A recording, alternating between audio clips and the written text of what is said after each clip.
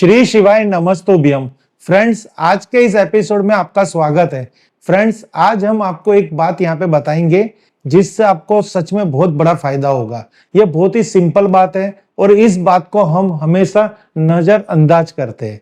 अगर फ्रेंड्स आपने जब भी किसी मकान का मुहूर्त देखा होगा तो उस मुहूर्त के अंदर हम सबसे पहले करते हैं वास्तु पूजन।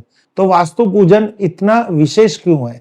वास्तु पूजन यानी वास्तु देवता और वहां की जो 45 एनर्जी फील्ड यानी 45 देवी देवताओं है उनकी शांति के लिए, उनके मान सम्मान के लिए और उनकी कहते हैं ना कि भाई हम अपनी तरफ से उनको जो भोग दे सके उस हेतु हम वास्तु शांति, वास्तु मुहूर्त करते हैं जिससे उस घर में रहने के बाद हमें बहुत समृद्धि हासिल हो, बहुत ही हमारी प्रगति हो, हमें जिंदगी के हर सुख प्राप्त हो और हमारे घर के अंदर चाहे ना चाहे अनजाने में या कोई भी प्रकार का अगर वास्तु दोष है तो उस वास्तु दोष की भी शांति हमें प्राप्त हो।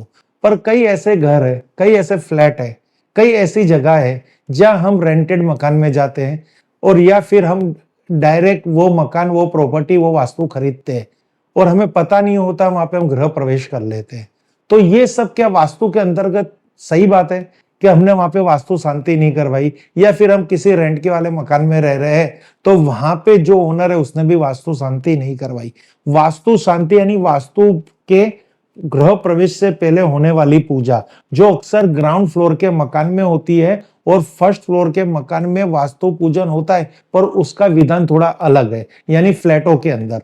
तो ये जो विधान है ये हमारे शास्त्र में, ग्रंथों में लिखा है कि आपको तो सबसे पहले शुभ मुहूर्त, शुभ मास में ही गृह आरंभ करना चाहिए। ऐसे ऐसे कठिन नियम है जो इस प्रैक्टिकल लाइफ के अंदर संभव नहीं है, तो भी फिर उसमें ऐसा विधान का है अगर आप वास्तु शांति, वास्तु पूजन करके गृह प्रवेश करेंगे तो भी आपकी जिंदगी के अंदर सौभाग्य की प्राप्ति होगी और आपका तन मन धन से रक्षा होगी। अगर वो भी नहीं होता तो हम क्या करेंगे? तो फ्रेंड्स, आज हम आपको एक छोटा सा उपाय बता रहे हैं।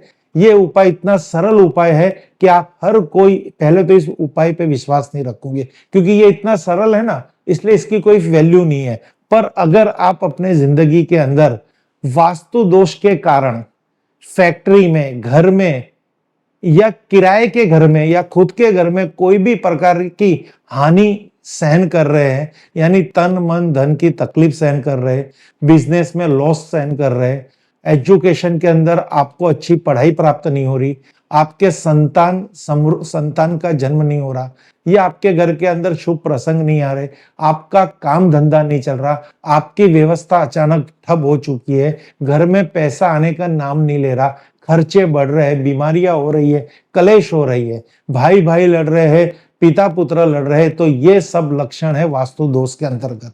तो अब हमें यहाँ पे क्या करें? अगर फैक्ट्री के अंदर भी कोई बड़ा लॉस हो रहा है, फैक्ट्री में बिजनेस नहीं मिल रहा, बिजनेस अच्छा नहीं चल रहा, तो अब क्या करें इसके लिए?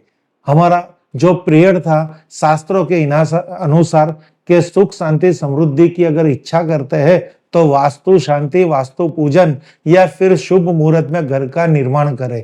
तो वो सब तो अब हमारे हाथ से चला गया है। तो अब क्या हमारी जिंदगी में ऐसे ही रहेगी? क्या हमारे जिंदगी के अंदर प्रॉब्लम्स आते रहेंगे? नहीं, शास्त्र के अंदर कुछ विधान है। अगर आपके घर के अंदर कोई भी प्रकार का वास्तु दोष है तो सिंपली विधान है, आपके मंदिर के अंदर, चाहे वो पूजन का स्थल आपका घर का हो, किराए के मकान में रहते हो वहां हो या आपकी फैक्ट्री में हो, तो आपको क्या करना है? तो सबसे पहले आपको वहां पे एक अशोक वृक्ष की जड़ लानी है। इतनी छोटी सी अशोक वृक्ष की जड़ लेके आइए, उस जड़ को लाल कलावे से बांध दीजिए, उस पे चंदन का लेप कर दीजिए और उस पे ओम नमो भगवते वासुदेवाय या वास्तु पुरुष का कोई भी बीज मंत्र आ रहा हो तो वो बीज मंत्र का स्मरण करके वो अशोक पेड़ की जड़ को आप अपने मंदिर में रख दीजिए। सर्वप्रथम ये उपाय कीजिए, तुरंत आपके वहां का कोई भी प्रकार का वास्तु दोष होगा वो शमन हो जाएगा। अशोक पेड़ वृक्ष की जड़, उसको लाल कलावे से बांध दीजिए, चंदन से तिलक कीजिए और कोई भी शास्त्रोक्त मंत्र पढ़कर उसको श्रद्धा पूर्वक मंदिर में रख दीजिए। चाहे मंदिर घर का हो, दुकान का हो, फैक्ट्री का हो या किराए के घर में आप रह रहे हो वहां का हो। तो ये छोटा सा उपाय है। उपाय नंबर 2, आपके घर के मकान, आपके घर खुद का घर है वहां का मंदिर, या आपके ऑफिस का, दुकान का मंदिर जहां पे आपने पूजा स्थान की व्यवस्था बना रखी है, रोज सुबह शाम वहां पे आप धूप दिया कर रहे हो, या फैक्ट्री में अगर आप कोई मंदिर है वहां पे आप रोज सुबह शाम धूप दिया अर्चना कर रहे हो, पाठ पूजन कर रहे हो, तो वहां पे आपको 3 चीजें अवश्य रखनी है।